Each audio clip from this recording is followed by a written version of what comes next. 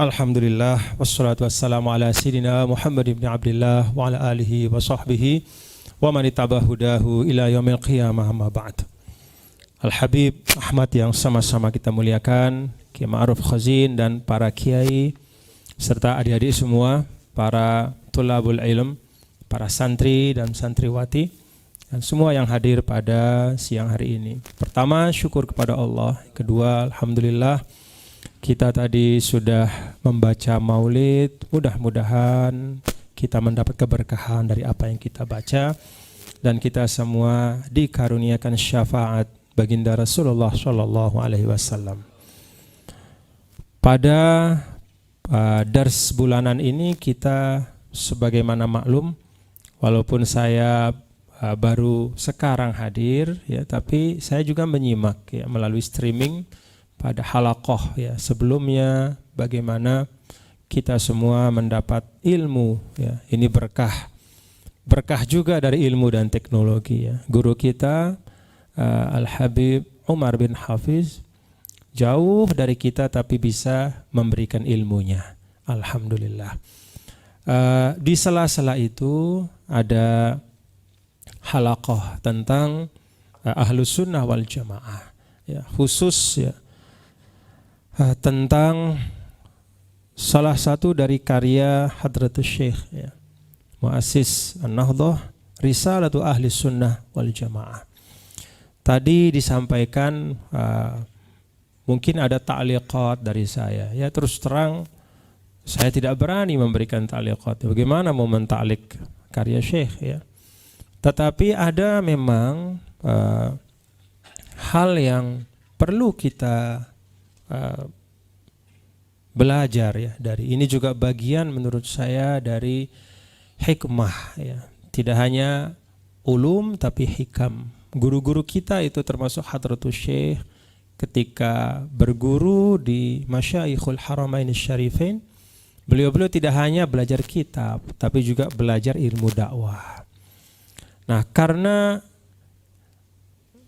kita di sini di tanah Nusantara ya, termasuk pada masa ketika Hadratus Syekh kembali kemudian memulai dakwah beliau, itu rata-rata as-sawadul a'zam adalah awamul muslimin. Jadi yang mayoritas ada itu ya memang banyak sekali umat Islam yang masih tahap awal memahami agama. Maka lahir risalah ini ya.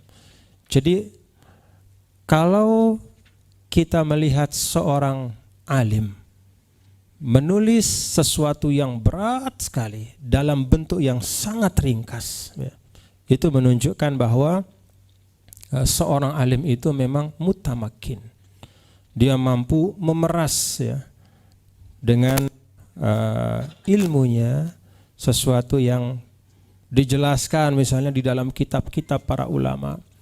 Misalnya kalau ba'da al-Imam Abul Hasan al-Ash'ari, itu salah satu dari muassil ya, atau yang paling awal memperkenalkan ya, dan menulis ya di dalam kitabnya Al-Farqu Al-Firaq ya, itu Al-Baghdadi ya.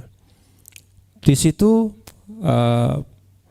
Al-Baghdadi menjelaskan ya, tentang beragam pemikiran keislaman, paham-paham, dan disitulah salah satu yang paling awal sekali diperkenalkan Al-Asy'ariyah. Kitab Al-Farqu Bainal Firaq itu kalau kita baca ya, kita ngaji dulu, termasuk juga di Al-Azhar ya, ketika saya diberi kesempatan menuntut ilmu, juga bagian dari yang kita baca kan besar ya. Nah, Hadratus Syekh itu meringkas dalam bentuk risalah. Maka yang beliau muatkan ya di dalam kitab ini adalah hal-hal yang memang penting, inti untuk kita fahami tentang Ahlus Sunnah wal Jamaah.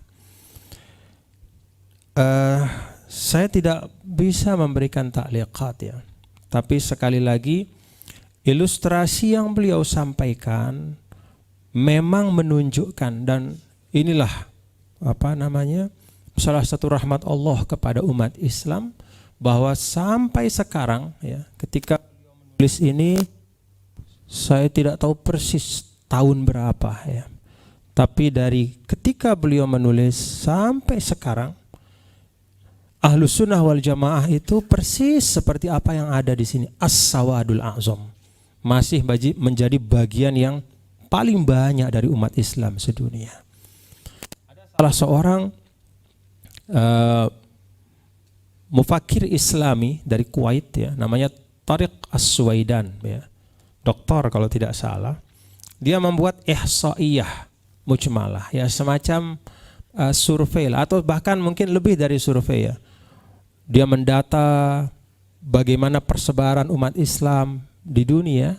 Kesimpulan beliau adalah setelah melakukan ihsaiyah itu atau sensus itu, beliau sampai pada kesimpulan bahwa 95% dari umat Islam di dunia itu masih menganut Asy'ariyah Maturidiyah. Jadi As-Sawadul A'zam yang ada dalam kitab ini itu masih sampai sekarang. Nah, menurut saya itulah yang juga merupakan risalah kita semua ya, yang hadir, bagaimana kita mampu memahami ya, ketika bicara tentang Ahlus Sunnah wal Jamaah, itu apa yang ada di balik kata itu.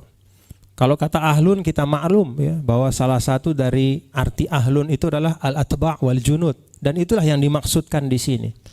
Jadi ahlun di sini bukan ahlun berarti keluarga ya, tapi ahlun bimana al-atba', Ahlus Sunnah wal Jamaah. Ketika menyebut kata sunnah itu juga ada dijelaskan oleh Hadratus Syekh di sini. At-tariqah al-mardiyah al-maslukah allati salakaha an-nabi sallallahu alaihi wasallam wa alamun fid din kas-sahabah wa ghairihim. Jadi deskripsi beliau jelas ya. Sehingga bagi generasi kita mestinya kalau sudah Hadratus Syekh menjelaskan kayak begini, enggak boleh ada kesamaran. Bahwa yang namanya as-sunnah itu adalah jalan yang diridhoi, yang dijalani dan ditempuh oleh Nabi kita, Nabi besar Muhammad sallallahu alaihi wasallam, wa alamun fiddin ya. Kata alam di situ kalau bahasa kita secara sederhana adalah simbol ya. Seperti kalau di dalam kitab-kitab ada Syekhul Islam An-Nawawi, Hujjatul Islam Abu Hamid Al-Ghazali, Syekhul Islam Al-Bulqini dan seterusnya. Nah, itulah alam fiddin. Di sini disebutkan kas-sahabah wa ghairihim, mulai dari masa sahabat sampai seterusnya. Nah, ini harus clear. Wal jamaah, ketika berbicara tentang jamaah juga jelas yang dimaksudkan oleh para ulama kita bukan sembarang orang ya. Jadi jangan kita keliru ketika memaknakan Ahlus Sunnah wal Jamaah bahwa jamaah itu artinya sembarang orang yang ada, yang penting dia Islam, berarti itu yang kita ikuti. Bukan. Kalau dalam penjelasan para ulama, salah satunya Al-Imam Musyatibi, disebutkan bahwa al-jamaah yang dimaksud adalah al-a'immah, al-matbu'un, ya, al-mujtahidun. Jadi yang namanya jamaah itu adalah kelompok ulama. Maka itulah dalam penjelasan dari Hadratus Syekh di sini diberikan penjelasan ya. Bagaimana para ulama baik itu muhadditsin seperti Al-Imam Al-Bukhari ya, mufassirin, fuqaha, itu bagian dari al-jamaah itu. Maka kalau kita diajar oleh guru-guru kita ya untuk sami'na wa ata'na kepada para syuyukh, itu bagian dari makna kita Ahlus Sunnah wal Jamaah. Al-jamaah huna humul a'immah al-mujtahidun al-mu'tabarun. Mereka adalah para imam-imam ahli ijtihad. Dan kalau kita tentu di Indonesia yang paling banyak tentu kita adalah Syafi'iyah ya, mengikut Al-Imam Abu Abdullah Muhammad Ibn Idris Asy-Syafi'i. rahimahullah rahmatal abrar. Itu tentang ahlus sunnah wal jamaah. Nah, ketika menyampaikan tentang ahlus sunnah wal jamaah, beliau juga ada menyampaikan satu ibarat yang menurut saya menarik ya, ibarat ini. Sebentar, saya cari dulu. Ini tentang bagaimana kita menghargai ya mazhab yang muktabar, yang memang kita warisi dari para guru kita ya. Di sini. Faslun fi bayani khittatis salafis salih wa bayanil murad bis sawadil a'zam fi hadzal hin wa bayani ahammiyatil i'timad bi ahadil madzahibil arba'ah.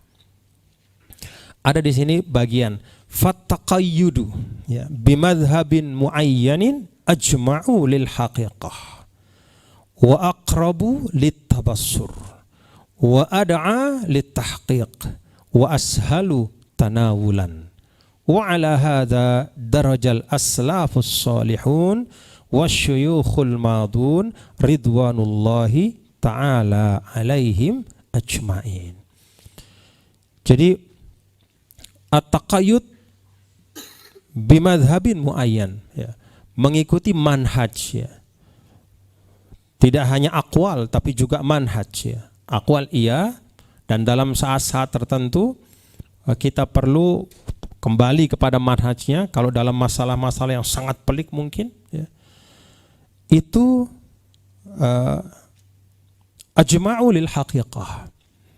Jadi mengikuti satu metodologi dari imam mazhab yang muktabar ya, konsisten, itu ajma'u lil haqiqah, akan membuat kita lebih utuh di dalam memahami ya, tentang esensi masalah itu.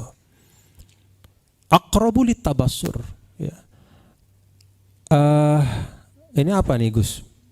Nerjemahin aqrabu lit tabassur. Ya Syekh? Mudah untuk dipahami kata Habib ya. Aqrabu lit tabassur. Jadi apa ya? Esensi ya. Tabassur itu kan lebih kepada basirah ya. Jadi akal budi lebih dekat kepada akal budi kita ya. Dan ada alit tahqiq ya. Jadi lebih tepat ya, di dalam menyelesaikan problematika yang ada itu. Wa ashalu tanawulan, dan lebih efisien. Jadi bahasa beliau ini adalah membalik paradigma atau persepsi ya. Orang sebagian mempersepsikan bahwa bermadzhab itu menyulitkan diri. Oh enggak. Justru itu membuat kita bisa beragama dengan lebih tertib.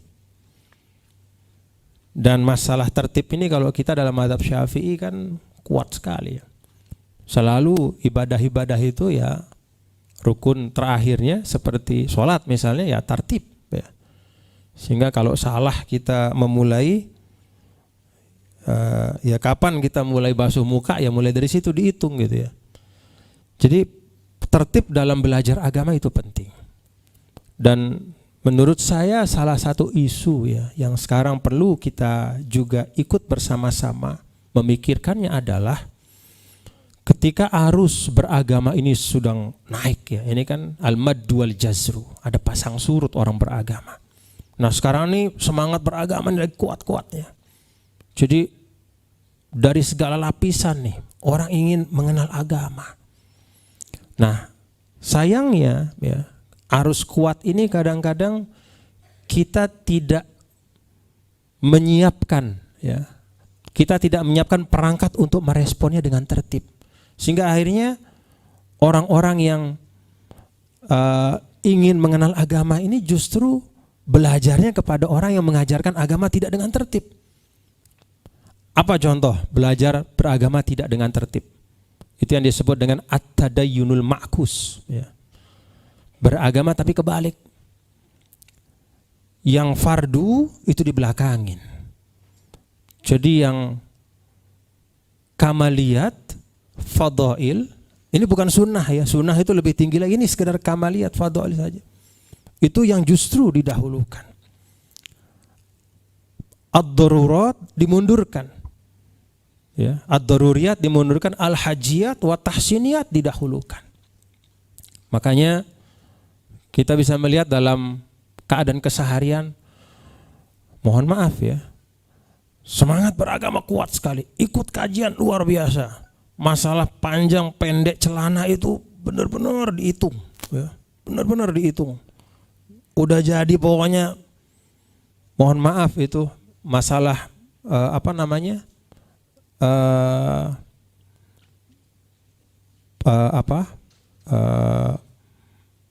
irkho ya, atau memanjangkan jenggot, memendekkan, itu betul-betul jadi bahasan panjang sekali, panjang betul.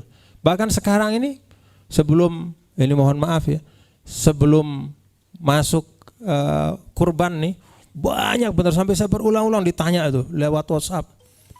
Ada yang nangis-nangis, orang nanya, wah saya ini gimana, saya udah niat sekali berkorban, cuman Tuan Guru saya udah kedung motong kuku nih, gak ada gunanya saya berkorban. Coba. Jadi yang disebarkan rame sekarang itu bukanlah semangat dari esensi berkorban dalam makna yang utuh ya. Bagaimana itu esensi dari kesediaan kita membagi yang terbaik dari kita, mengayomi orang di sekitar. Enggak. Ini justru disebarkan, ingatlah siapa yang mau berkorban, maka mulai 1 Zulhijjah ini enggak boleh motong kuku, enggak boleh motong rambut. Iya, ada hadisnya, tapi dengan menghadirkan itu seperti itu, seakan-akan bahwa yang motong kuku, yang motong rambut itu enggak sah kurbannya. Ya. Kan beda, ya, beda antara Anda antara as-sah dengan ada satu kekurangan, ada kesalahan, ya. Dan itu juga mahalul khilaf, ya.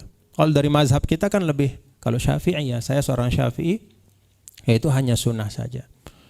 Karena hadis yang itu kan ada juga hadis yang lain ya, hadis Ummu Salamah kalau tidak salah itu. Ada juga hadis yang Aisyah. Rasulullah SAW mengirim udhiyah dari Madinah ke Mekah pada saat beliau tidak haji. Dan Rasulullah, dan kata Sayyidah Aisyah, wa yajuzu lahu wa yajuzu ya lahu ma yajuzu fi ghairihi. Jadi tidak ada yang diharamkan oleh Rasulullah SAW. Maka kemudian kata ulama turun dari haram menjadi makruh. Lalu kemudian sebagian ulama Ahnaf, ya itu boleh-boleh saja. Itu bukan tahrim, ya. Itu hanya tanzih saja, biasa saja. Tapi sekarang ya seperti itu. Jadi hal-hal kecil diperbesar ya. Membuat akhirnya orang kebingungan, kok berislam jadi berat betul ya. Gara-gara urusan potong kuku gitu kemudian gak jadi berkurban ya. Atau rusak kurban, kan gak begitu. Nah ini yang perlu menurut saya ya. Kalau kita baca dari apa yang beliau ingatkan di sini, taqayyud bimazhabin muayyan, itu artinya mengikuti manhaj. Ada ketertiban dalam belajar agama. Tahu mana prioritas, mana yang didahulukan, dan mana yang kemudian dibahas berikutnya. Jadi saya pikir ini pengingat bagi kita ya, bahwa semangat beragama di kalangan umat sekarang ini perlu untuk kita tangkap dengan baik. Ya, dalam bentuk ya, kita mampu membahasakan dan menghadirkan Islam ya, di tengah umat ini, di ruang publik, dengan kehadiran yang beradab yang baik, yang sesuai dengan fitrah, sesuai dengan akal sehat ya. Karena kalau kata ulama kan al-haq itu seperti satu lingkaran yang ada 4 garisnya ya, saling berpotongan. Satu bagian itu namanya syariat, wahyu, satu bagian itu akal, satu bagian itu waqi atau kenyataan, ya realita, satu bagian itu fitrah.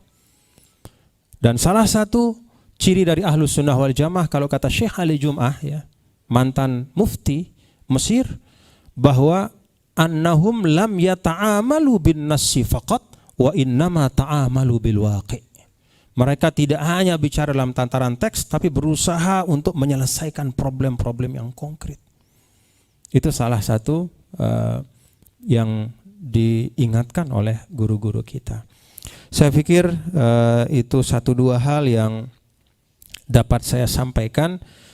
Dan ada satu lagi, ini satu lagi ada yang menarik ya dari penyampaian beliau ini. Ketika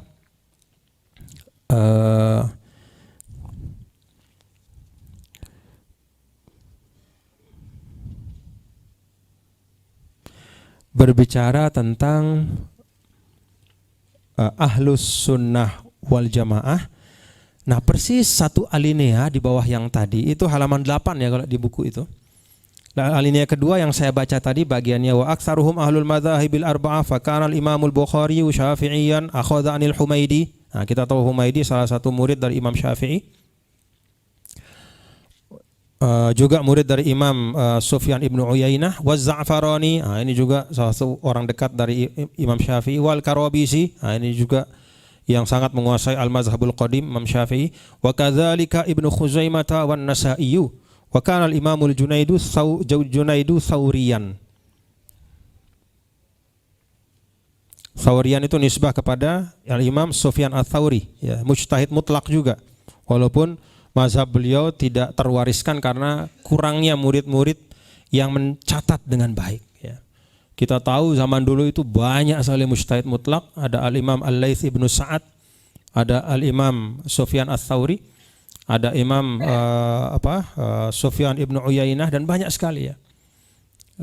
Ibnu Jarir At-Tabari juga termasuk mujtahid mutlak. Tapi kenapa hanya 4 mazhab?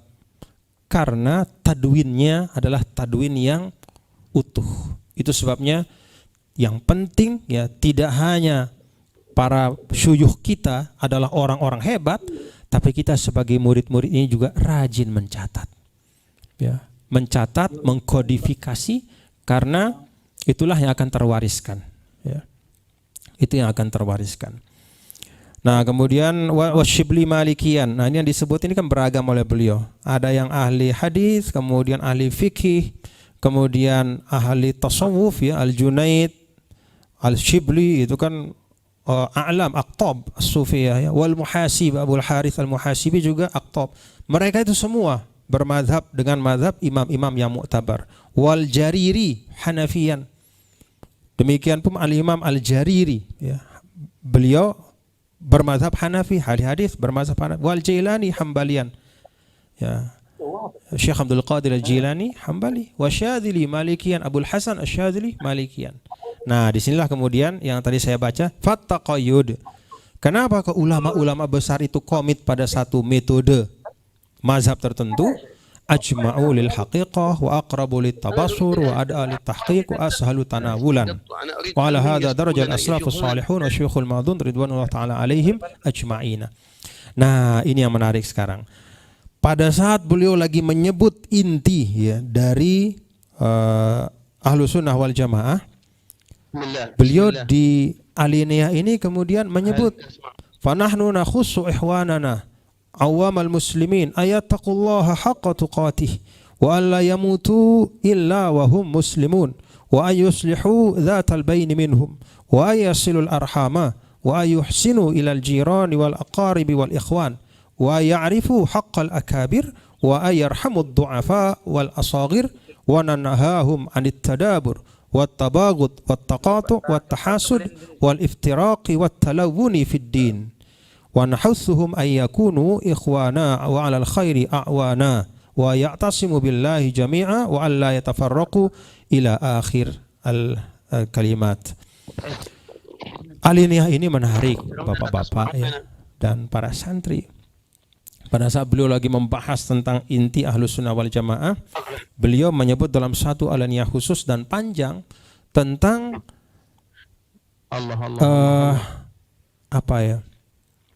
tentang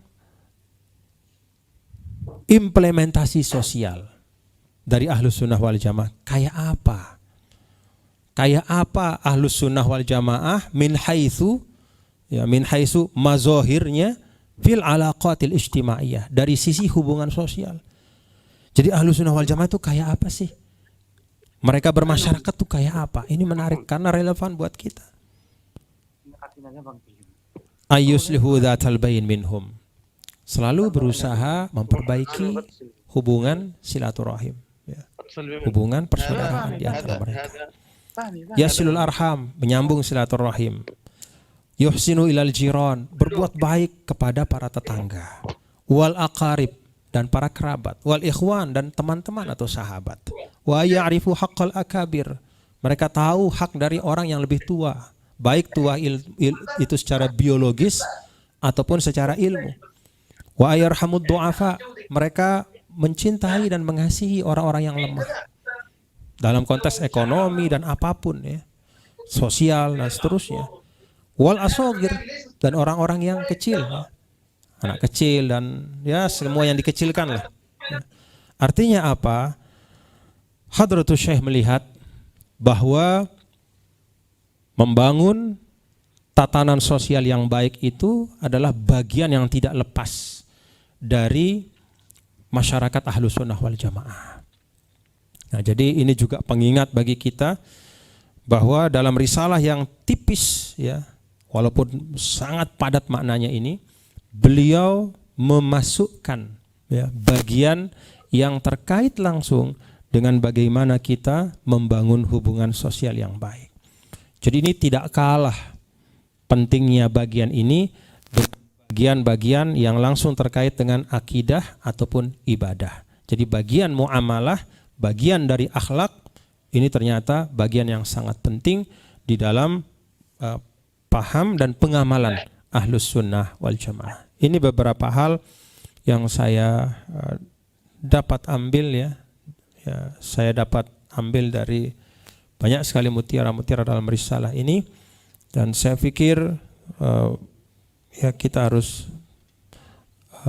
sungguh-sungguh belajar, ya.